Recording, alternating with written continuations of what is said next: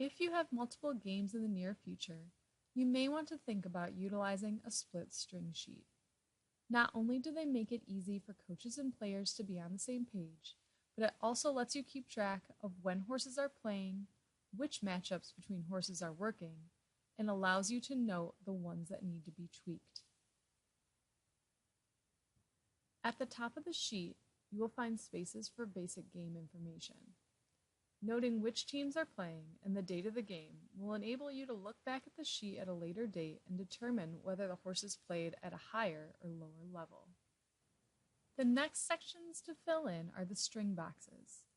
Every coach and captain has their own way of creating a string, but here are some basic ideas.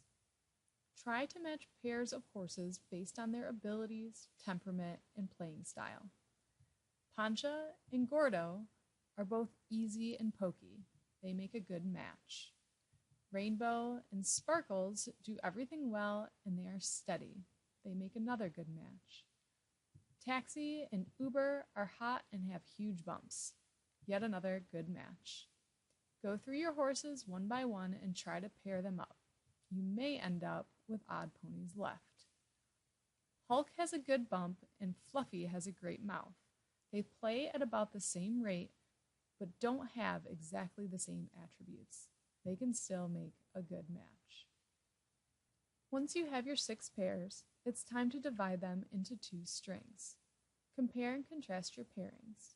Do you have 2 pairs of steady eddies? If yes, put one of each pair in a separate string. Do you have 2 pairs of hot and handy ponies? Make sure to put one of each pair in a separate string. Now look at your strings, keeping each original pair linked. Do you have 2 horses that are a little bit handier on one side? Consider a switch.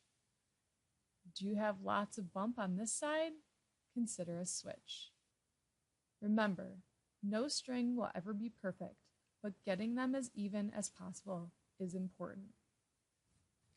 Now that we have our strings worked out, we can put them on the sheet. Make sure to keep the original pairs matched up. Everyone has their preference on where to write their horses. Some put them at the position number that their player will play them at.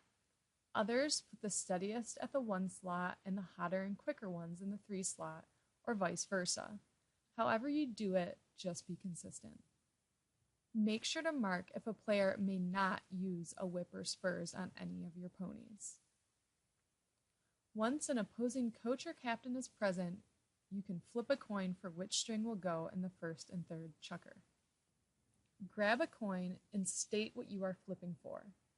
For example, if this is tails, string 1 will go in chukkers 1 and 3. Then flip the coin. This flip came up heads, so string 2 will go in chukkers 1 and 3. String 1 will go in chukkers 2 and 4. Take a few minutes to fill in the bottom chukker boxes, noting that the string should match up vertically in each chukker space. Don't forget to move down the no spur and no whip marks.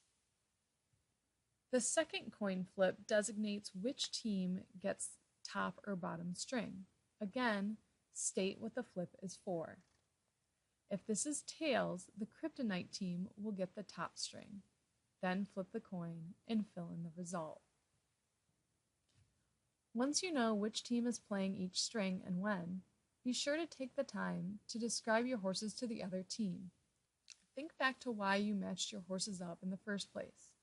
Who has a great bump or is quick to stop and turn? Which ponies need more encouragement?